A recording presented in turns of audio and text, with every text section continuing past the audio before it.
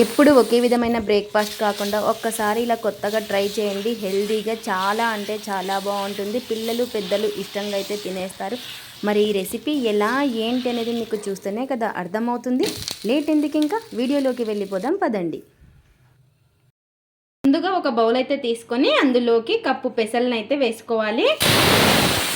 ఇలా కప్పు పెసళ్ళు, అలాగే మనం ఏ కప్పుతో తీసుకున్నామో అదే కప్పుతో కప్పు పల్లీలు అయితే వేసుకోవాలి. చాలా అంటే చాలా బాగుంటాయి ఈ దోశలు. మీరు కూడా ఒక్కసారి ఈ విధంగా ట్రై చేయండి. ఇలా కప్పు పల్లీల్ని కూడా తీసుకోవాలి. అలాగే మనం ఏ కప్పుతో అన్ని తీసుకున్నామో అదే కప్పుతో కప్పు బియ్యం, రేషన్ బియ్యం అయితే వేసుకుంటున్నాను.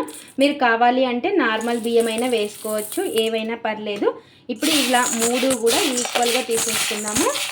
బియ్యం మీరు కొంచెం తక్కువైనా వేసుకోవచ్చు, ఎక్కువ వద్దు అనుకుంటే. ఇలా ఇవన్నీ కూడాను వేసేసుకొని ఇలా ఇంకా నీళ్ళని వేసేసుకొని ఒక 2-3 సార్లు బాగా కడిగేసుకొని నేను నైట్ నానబెట్టేసుకుంటున్నాను. మనకు మార్నింగ్ బ్రేక్ఫాస్ట్ ఇన్స్టెంట్గా చేసేసుకోవచ్చు నైట్ నానబెట్టేసుకుంటే. ఇలా ఒక 2-3 సార్లు బాగా కడుక్కున్న తర్వాత మళ్ళీ ఇందులోకి మంచి వాటర్ అయితే వేసుకొని ఇలా ఈ విధంగా మరి నీళ్ళు అనేది వేసేసుకొని ఇంకా నైట్ అంతా కూడాను నానబెట్టేసుకుందాము. మిగతా ప్రాసెస్ మార్నింగ్ అయితే చూసేద్దాము. ఇక్కడ వచ్చేసి మార్నింగ్ చూడండి మనకి నానిపోయాయి. ఇప్పుడు ఈ నీళ్ళన్నీ కూడా వంపేసుకుందాము. పెసర్లు, బియ్యము, పల్లీలు అన్నీ కూడా బాగా నానిపోయి ఉంటాయి. ఇప్పుడు ఈ నీళ్ళన్నీ కూడా వంపేసుకుందాము. ఇలా ఈ విధంగా నీళ్ళన్నీ కూడా వంపేసుకొని ఇప్పుడు ఒక మిక్సీ జార్ అయితే తీసేసుకుందాము. ఒక మిక్సీ జార్ అయితే తీసేసుకొని అందులోకి ఈ పల్లీలు, పెసర్లు అన్నీ కూడా వేసేసుకుందాము.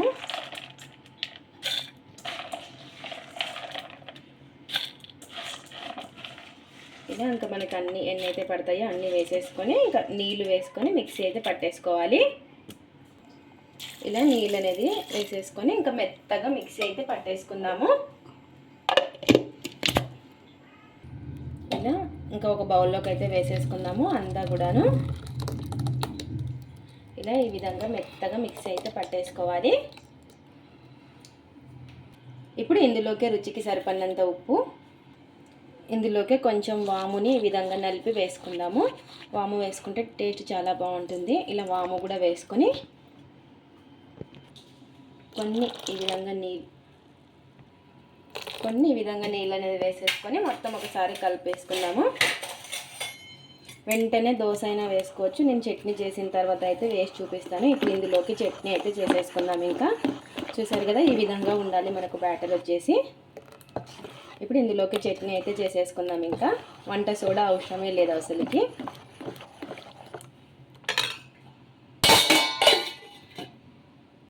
పెట్టేసుకొని అందులోకి ఒక ఎండుమిర్చిని అయితే వేసుకోవాలి కారానికి తగ్గట్టు. ఇలా ఎండుమిర్చి వేసుకొని కొంచెం నూనె అయితే వేసుకోవాలి. ఇలా కొంచెం నూనె, ఈ విధంగా చట్నీ ట్రై చేయండి. చాలా అంటే చాలా బాగుంటుంది. ఇది దోశలోకే కాదు ఇడ్లీలోకి కూడా చాలా టేస్టీగా ఉంటుంది. ఇలా కొంచెం వేయించేసుకున్నాము ఈ ఎండుమిర్చిని.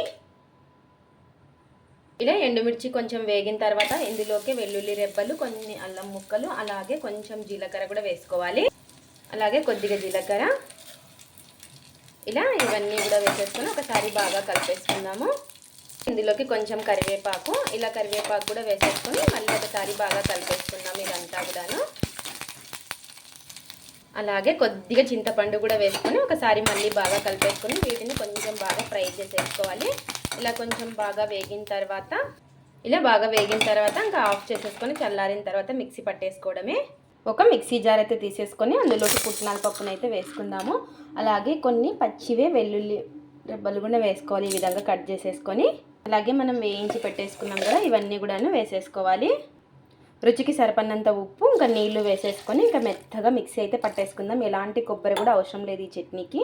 ఇలా ఈ విధంగా మిక్సీ అయితే పట్టేసుకోవాలి. నీళ్ళు అనేది చూసుకొని ఇలా పల్చగా వేసేసుకున్నాను నేను. ఇంకా దీనికి పోపు అయితే పెట్టేసుకుందాం. జీలకర్ర, ఆవాలు, కరివేపాకు, ఎండుమిర్చి, ఇంకా నూనె వేసేసుకొని ఇంకా పోపు అయితే పెట్టేసుకున్నాను.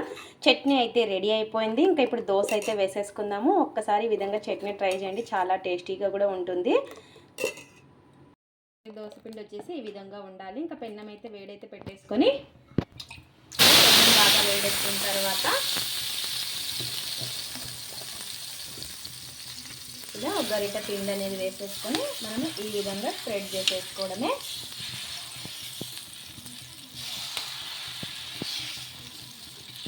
ఈ విధంగా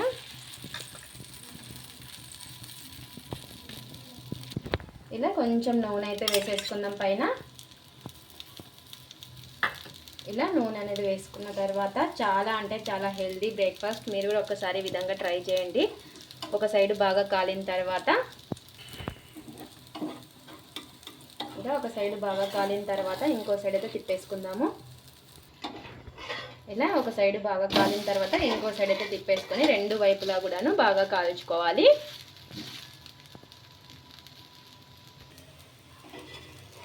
ఇలా ఇంకా రెండు వైపులా బాగా కాల్చుకొని తీసేసుకోవడమే.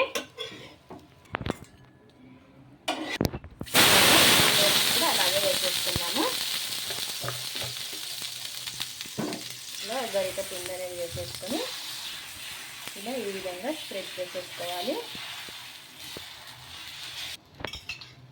ఇప్పుడు కొంచెం పైన ఈ విధంగా నూనె ఇంకా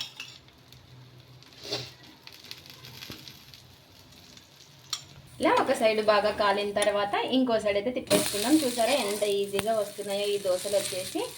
చాలా అంటే చాలా టేస్టీగా క్రిస్పీగా కూడా ఉంటాయి. ఇలా ఇంకా రెండు వైపులా కాల్చుకొని తీసేసుకోవడమే.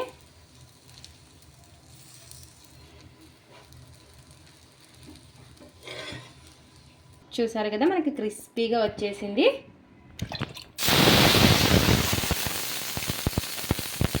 కావాలి అంటే చిన్నగా సెట్ దోశలాగా కూడా వేసుకోవచ్చు. మనం ఎటువంటి వంట సోడా యూజ్ చేయలేదు ఈ రెసిపీకి వచ్చేసి. చూసారు కదా మనకి బబుల్స్ అనేవి ఎలా వస్తున్నాయో. ఇలా చిన్నగా సెట్ దోశలాగా కూడా వేసుకోవచ్చు. కొంచెం ఈ విధంగా నూనె అనేది వేసేసుకొని ఇలా ఒక సైడ్ కాలిన తర్వాత ఇంకో సైడ్ అయితే తిప్పేసుకోవడమే. చూసారు కదా ఇలా సెట్ దోశలాగా కూడా చేసుకోవచ్చు. ఎటువంటి వంట సోడా లేకుండా మనకి హెల్తీగా బ్రేక్ఫాస్ట్ అనేది రెడీ అయిపోతుంది మార్నింగ్. ఇలా రెండు వైపులా బాగా కాల్చుకొని తీసేసుకోవడమే.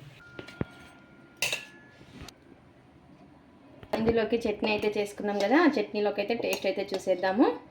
చూసారా మనకి ఇది క్రిస్పీగా వస్తుంది. ఇలా మనకు క్రిస్పీగా కావాలంటే క్రిస్పీగా కూడా చేసుకోవచ్చు. ఈ దోశలను వచ్చేసి ఇలా మెత్తగా కావాలి అంటే ఇలా సెట్ దోశలాగైనా చేసుకోవచ్చు. మీకు నచ్చిన విధంగా ఈ దోశలు అనేది చేసేసుకోవచ్చు.